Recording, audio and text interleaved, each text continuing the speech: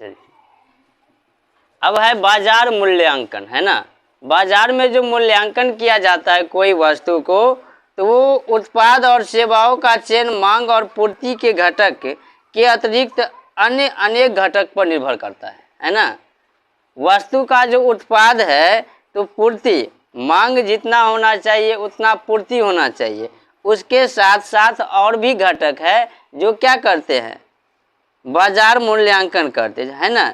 जैसे उत्पाद की गुणवत्ता, अगर कोई ऐसा वस्तु बना है वो 2-3 कंपनी से बना रहता है ना, तो कोई जाके कहता है ना कि हमको टाटा वाला लोहा दो, है ना, या इस कंपनी का ये दीजिए। यानी कि गुणवत्ता के आधार पर पूंजी के स्रोत, वितरण के तंत्र, बाजार मूल्यांकन की एक शासी को निम्न रूपरेखा बना लेनी चाहिए, है ना।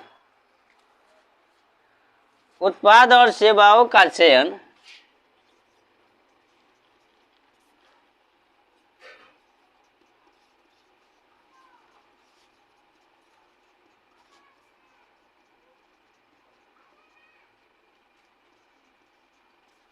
उत्पाद और सेवाओं का चयन, हाँ इसी में, मांग और पूर्ति के घटकों के अतिरिक्त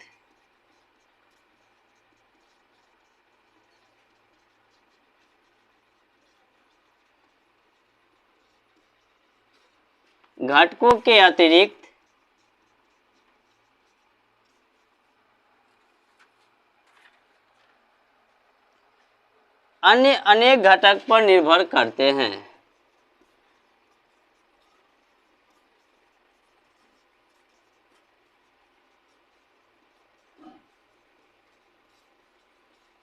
है ना।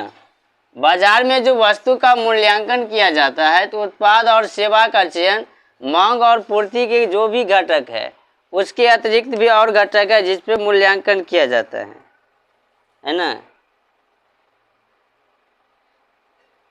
सबसे पहले है मांग।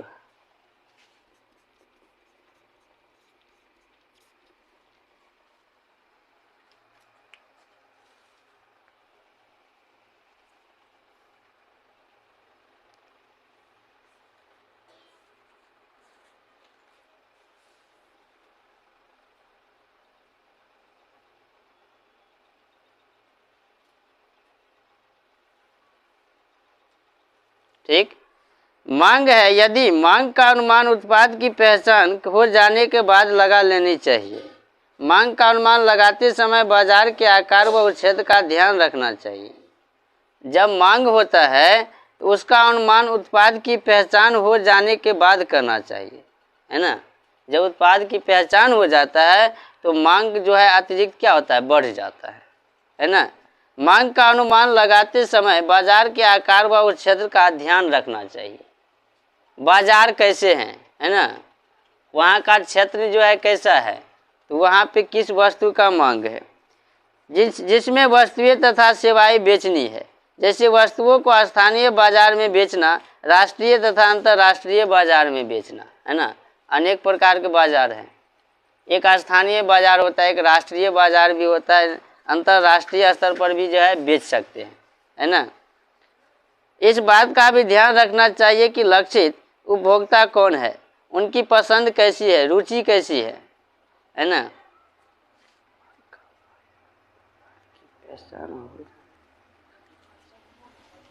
लिखो, मांग का अनुमान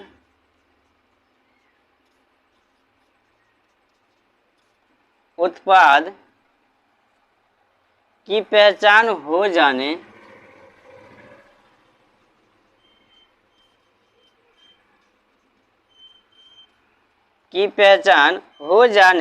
के बाद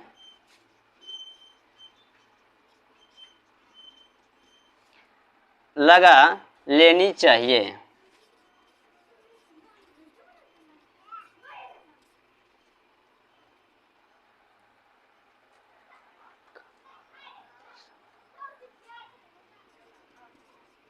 मांग का अनुमान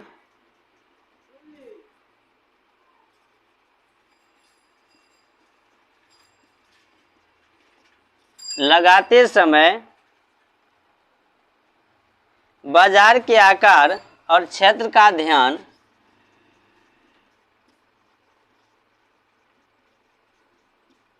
आकार और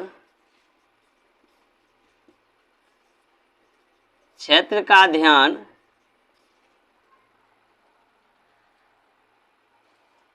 रखना चाहिए।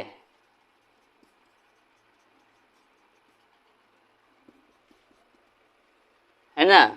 मांग का अनुमान जब उत्पाद की पहचान हो जाता है तो उस समय लगा लेना चाहिए। जो मांग का अनुमान लगाते समय बाजार के आकार और क्षेत्र का भी ध्यान रखना चाहिए। दूसरा है पूर्ति और प्रतियोगिता।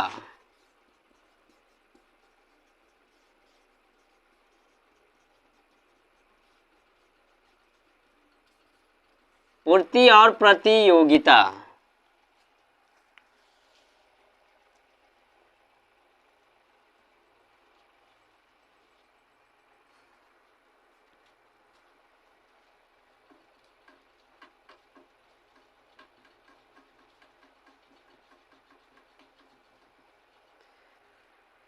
देखिए, बाजार मूल्यांकन करते समय उद्यमी द्वारा पूर्ति संबंधी अध्ययन का भी अध्ययन करना चाहिए। है ना।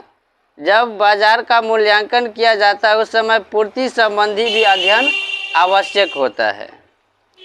पूर्ति पैसे पर भी ध्यान देना चाहिए। जब किसी उत्पाद की मांग किसी मौसम से संबंधित होती है उसका उत्पाद भी अनियमित ही करना चाहिए। है ना। मांग और पूर्ति के परिवर्तन को ध्यान में रखना चाहिए। बहुत ऐसा वस्तु है जो मौसम के अनुसार चलता है अधिक। है ना। बहुत ऐसा है जो हर एक दिन चलता है। तो आपको बाजार में किस वस्तु का ज़्यादा मांग है वो दीजिएगा, तब तो व्यक्ति जो है अधिक से अधिक आपका वस्तु जो है बिक सकता है। है ना।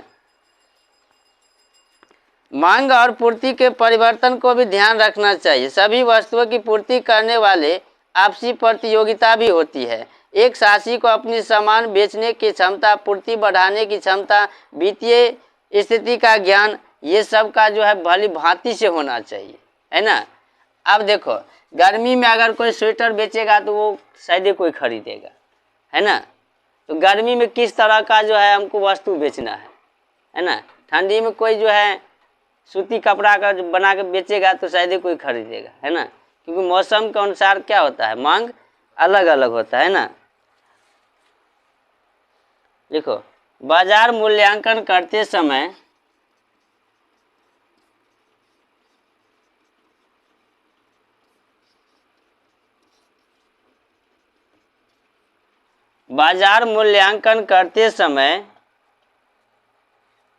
उद्यमी द्वारा पूर्ति संबंधी अध्ययन भी आवश्यक है।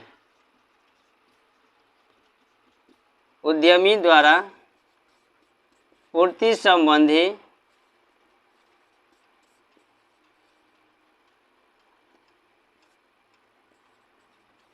अध्ययन आवश्यक है। है ना।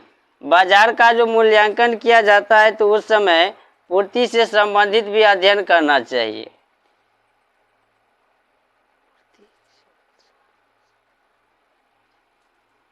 पूर्ति से अर्थ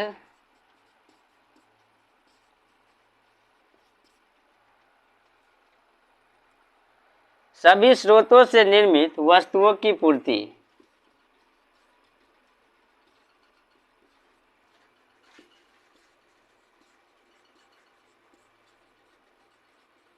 वस्तुओं की पूर्ति। पूर्ति का अर्थ क्या हुआ, जो भी सभी संबंधित जो वस्तु है उसकी पूर्ति करना। है ना। अब है उत्पाद की लागत और कीमत। जैसे पहले स्पष्ट किया जा चुका है कि उत्पाद की पहचान में उसकी लागत का भी काफ़ी महत्व होता है। है ना। उत्पाद का जो पहचान है तो उसका लागत भी एक जो है अलग पहचान रखता है। लागत के आधार पर ही बिक्री मूल्य निर्धारित होते हैं। इन्हें बाजार मूल्यों से तुलनात्मक भी की रखना चाहिए। बाजार मूल्य से क्या करना चाहिए, तुलनात्मक भी करना चाहिए।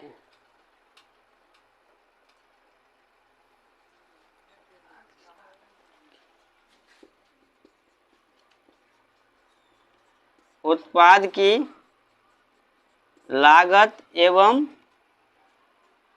कीमत।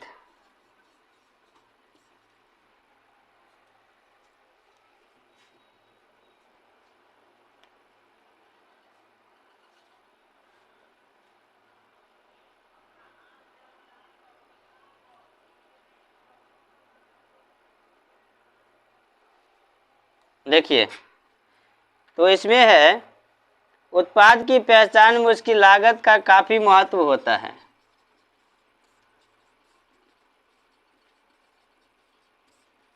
पहचान में उसकी लागत का काफी महत्व होता है।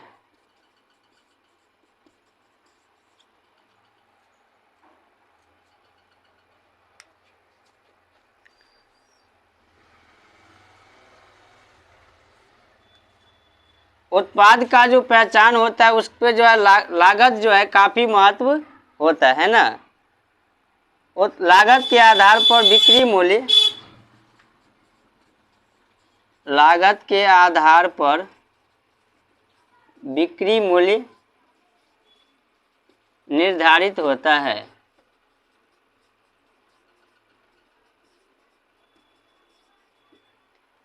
लागत के आधार पर क्या होगा? बिक्री मूल्य निर्धारित होगा।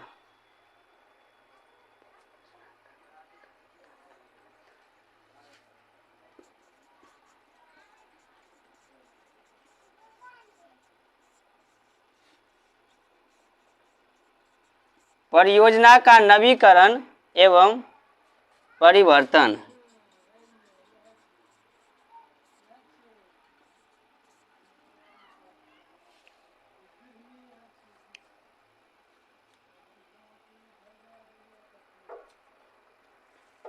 बाजार का आकलन के लिए नवीन परिवर्तनों का अध्ययन भी आवश्यक है। ऐसा प्राय वर्तमान शासी स्वयं ही करते हैं। तकनीकी लाभों को भली भांति समझ लेना चाहिए क्योंकि इसका प्रभाव वास्तविक गुणवत्ता, लागत, बिक्री पर प्रभाव पड़ता है ना। बाजार का जो मूल्यांकन होता है वो नवीकरणीय के आधार पर भी किया जाता है, परिवर्तन के आधार पर, है ना। हमेशा आप पुराने डिजाइन से कोई वस्तु देते रहिएगा तो वो घटते जाता है ना। बाजार में नए नए जो है डिजाइन का वस्तु की मांग होते रहता है।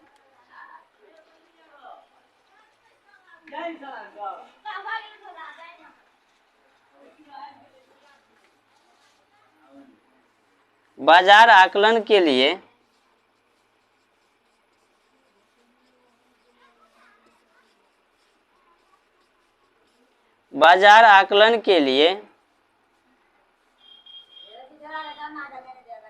लिख लिया, नवीन परिवर्तन का अध्ययन आवश्यक है।